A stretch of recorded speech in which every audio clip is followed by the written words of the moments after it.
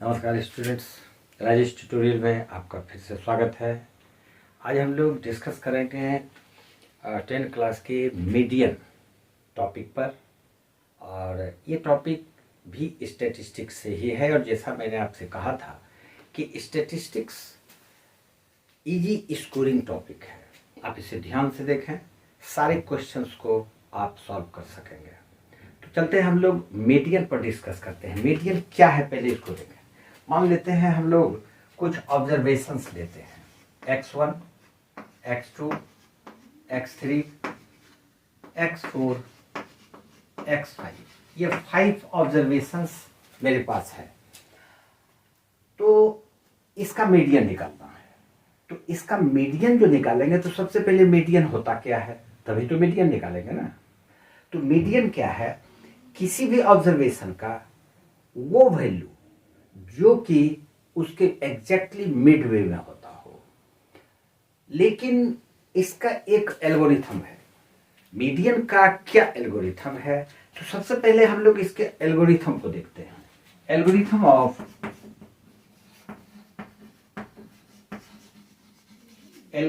Of median. Median का algorithm क्या है? तो इसका एल्गोरिथम है, सबसे पहला नंबर 1 पॉइंट, इसमें आप ध्यान से देखें। इसका सबसे पहला है कि ये जो ऑब्जर्वेशन है उसको आप अरेंज कर लें। अरेंज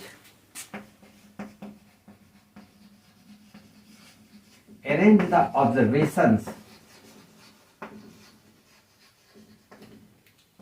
ऑब्जर्वेशंस इन असेंडिंग और डिसेंडिंग ऑर्डर। सबसे पहला इसका एल्गोरिथम में आता है कि जो ऑब्जर्वेशन हमको दिया हुआ है उसको हम लोग असेंडिंग या डिसेंडिंग ऑर्डर में हम लोग उसको अरेंज कर लेंगे। तो अगर ये असेंडिंग या डिसेंडिंग ऑर्डर में नहीं हो तो हम इसको असेंडिंग या डिसेंडिंग ऑर्डर में अरेंज कर लेंगे। तो ये असेंडिंग या डिसेंडिंग ऑर्डर में, ये असेंडिंग ऑर्डर में है ही, तो असेंडिंग में कीजिए या डिसेंडिंग में कीजिए, इट डजंट मैटर। ठीक, तो ये हो गया। जैसे कि एग्जांपल हम लोग ले लेते हैं 2, 5, 17, 19, 8, 12।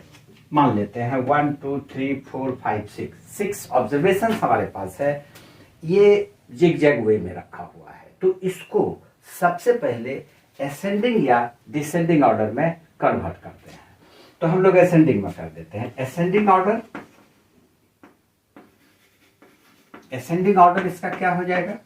2, 5, 2, 5, 8, 12, 17, 19, 1, 2, 3, 4, 5, 6। ये इसको असेंडिंग ऑर्डर में बढ़ते हुए क्रम में रख दिए। तो पहला एल्गोरिथम में ये आ गया। अब दूसरा नंबर 2 में इसमें रखेंगे हम लोग। इसमें से इसको देख लेंगे कि इसका ऑब्जर्वेशन का संख्या क्या है। Number of count the number of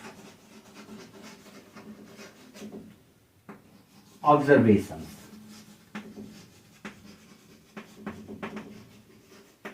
तो इसके ऑब्जर्वेशंस के संख्या को गिन लेंगे। यहां पर इसका नंबर ऑफ ऑब्जर्वेशन क्या हो गया? इसको हम लोग n मान लेते हैं। n equal to number of observations. तो मान लेते हैं 1, 2, 3, 4, 5, 6। तो ये 6 हो गया। दूसरा एल्गोरिथम भी हम लोग फाइंड कर लिए।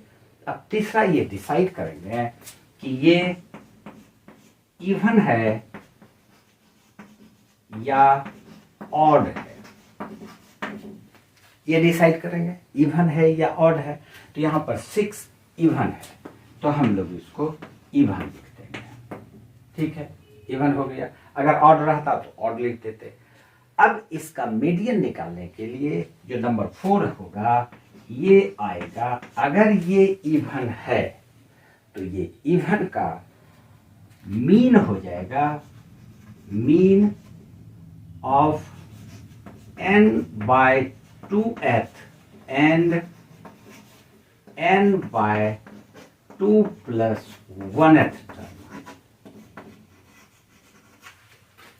इसका मीडियन हो जाएगा। अगर इवन है तो n मतलब 6, यहां पर 6, तो 6/2 प्लस 6/2 प्लस 1 होल बाई 2, क्योंकि यहां मीन रखे हैं।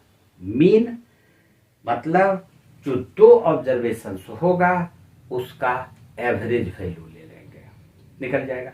अगर ये ऑड हो, मान लेते हैं अगर ये ऑड होता, in case if n is odd, अगर ये ऑड है तो median is equal to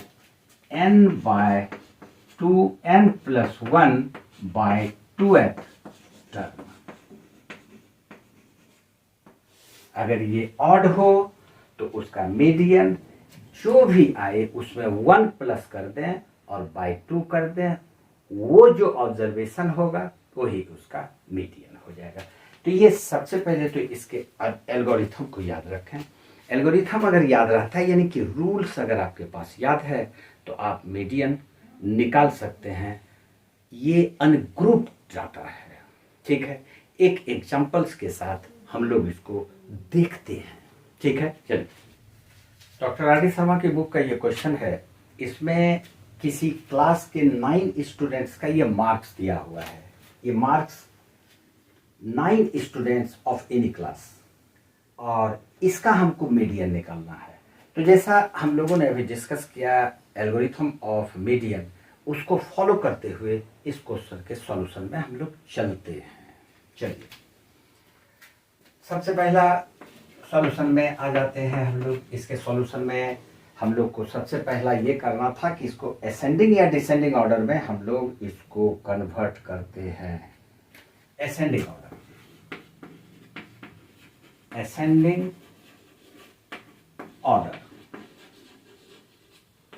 order क्या हो गया, सबसे छोटा से बड़ा में जाएंगे।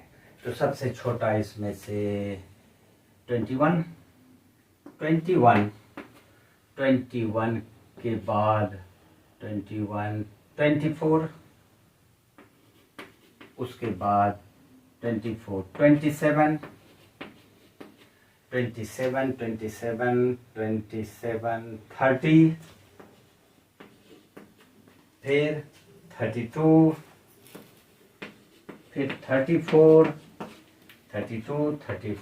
30, उसके बाद 35 ले लिए, 35, उसके बाद 38 और फिर 48। असेंडिंग ऑर्डर में हम लोग इसको कन्वर्ट कर दिए, सेट कर दिए।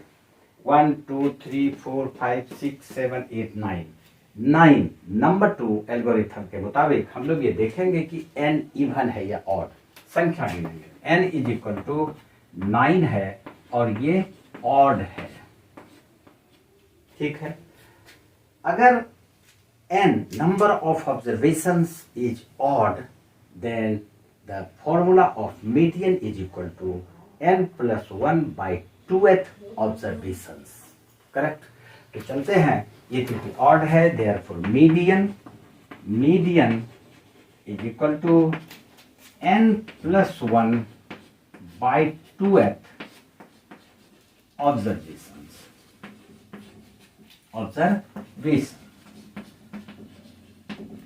अब हम लोग देखेंगे n प्लस 1/2 कितना होता है, 9 प्लस 1 10/2, फिफ्थ टर्म या फिफ्थ ऑब्जर्वेशन लिख सकते हैं। तो 1 2 3 4 5, ये 32 is the fifth term and this is the median of the observation is equal to 32, और यही हमारा आंसर है। अगर इवन होता तो हम लोग यहाँ पर ऑड की जगह पे इवन रखते और उसके बाद इवन वाले का फॉर्मूला यूज करते, n/2th plus n/2 plus 1th term और टोटल बाय 2। अगर इवन होता तो n/2th plus n/2 plus 1th term by 2 उसका मीन निकाल लेंगे, आ जाएगा। ठीक है, अब एक क्वेश्चन हम और बता रहे हैं, डॉक्टर आर डी शर्मा के ही बुक का है, उसको देखें। ये क्वेश्चन भी डॉक्टर आर डी शर्मा के बुक का ही है और ये डिस्क्रीट फ्रीक्वेंसी डिस्ट्रीब्यूशन से रिलेटेड है। इसमें दिया हुआ है जो डाटा है x 1 2 3 4 5 6 7 8 9 और इसका फ्रीक्वेंसी दिया है। इसका मीडियन फाइंड करने के लिए एक बात मैं आपको बतला देता हूँ, उसको ध्यान में रखें। एक आता है कम्युलेटिव फ्रीक्वेंसी, ये फाइंड करना जरूरी है। इसमें कम्युलेटिव फ्रीक्वेंसी क्या है? किसी भी ऑब्जर्वेशन का कम्युलेटिव फ्रीक्वेंसी कैसे हम फाइंड करेंगे। यहाँ पर देखिए मैंने एक टेबल बना रखा है और ये x दिया हुआ है, ये f दिया हुआ है, ये तो एग्जैक्टली क्वेश्चन है। अब यहाँ पर एक टेबल हम लोग एक और कॉलम में ले लेते हैं CF। CF means cumulative frequency क्या है देखें, x1 इसका फ्रीक्वेंसी 8 है, तो इसका कम्युलेटिव फ्रीक्वेंसी वही रह जाएगा, यानी कि 8 ही रह जाएगा। अब 2 इसका 10 है, तो इसका कम्युलेटिव फ्रीक्वेंसी के लिए क्या करेंगे, तो ये जो 10 है इसको इसके ठीक ऊपर वाले में कम्युलेटिव फ्रीक्वेंसी में ऐड कर दीजिए। तो अगर ऐड कर देते हैं तो ये 18 हो जाता है। ठीक, अब ये जो थर्ड वाला है 11 इसका फ्रीक्वेंसी है, तो ये फ्रीक्वेंसी तो 11 है, कम्युलेटिव फ्रीक्वेंसी क्या होगा, तो 18 में 11 को ऐड अगर हम कर दें तो ये आ जाता है 29। ठीक, उसी तरह से 16 को इसमें हम ऐड कर देंगे तो 9 6 15 1 1 1 2 2 4 45। फिर 20 को इसमें ऐड कर देंगे तो ये आ जाएगा 6 5 65 और फिर 25 को इसको ऐड करेंगे तो 5 5 0 1 6 2 8 1 9। अब इसमें 15 ऐड कर देंगे तो 105। फिर इसमें 9 ऐड कर देंगे तो 9 5 14 तो 114 और फिर लास्ट में 9 ऑब्जर्वेशन का फ्रीक्वेंसी 6 है, तो CF इसका इसमें ऐड कर देते हैं तो ये 120 हो जाता है। तो ये एक CF है, कम्युलेटिव फ्रीक्वेंसी। इसको समझिए कैसे निकालना है, ऐड करते जाएंगे और उसको हम लिखते जाते हैं। अब हम लोग इसके मीडियन पे चलते हैं, तो यहाँ पर जो इसका एल्गोरिथम है इसमें ये आ जाता है CF हम लोग सबसे पहले फाइंड करेंगे। उसके बाद अब हम लोग देखेंगे कि इसका n क्या है। n मतलब इसके फ्रीक्वेंसी का ऐड कर लीजिए, तो सारे फ्रीक्वेंसी का जब ऐड कीजिएगा तो ये आ जाएगा n इज इक्वल टू, और इसको जब हम लोग ऐड करेंगे तो ये 120 ही आएगा। तो ये 120 लिख देते हैं बगैर ऐड किए, क्योंकि ऐड ही तो किए हैं यहाँ ना, तो वो 120 आएगा ही। अब n इक्वल टू हमको निकल गया 120। तो सबसे पहले इसका n/2 निकालेंगे, half of n, therefore n/2 is equal to 120/2 यानी कि 60। ये 60 n/2 मिल गया। अब यहाँ पर इसका थर्ड एल्गोरिथम में आता है। फर्स्ट नंबर CF फाइंड कर लिए, सेकंड नंबर में n/2 फाइंड कर लिए और थर्ड नंबर में आ जाएगा, ये देखेंगे कि n/2 ये वैल्यू कम्युलेटिव फ्रीक्वेंसी में कहाँ पर आता है। तो चेक करते हैं, 8 18 29 45 65 60 तो है ही नहीं, तो क्या करेंगे हम, अगर ऐसा कंडीशन आए कि जो n/2 हम लोग फाइंड किए हैं वो CF में कहीं ना आए तो इससे बड़ा वाला ले लेंगे। ठीक, take the value greater than 60 in CF। Cumulative frequency में 60 से जो ग्रेटर वैल्यू है उसको ले लेंगे, ठीक उससे बड़ा वाला। तो यहाँ पर ये हमारा आ जाएगा, यानी 65 आ जाता है। तो जब ये 65 आ जाएगा तो अब ये 65 का ऑब्जर्वेशन क्या था, यानी x का वैल्यू क्या था।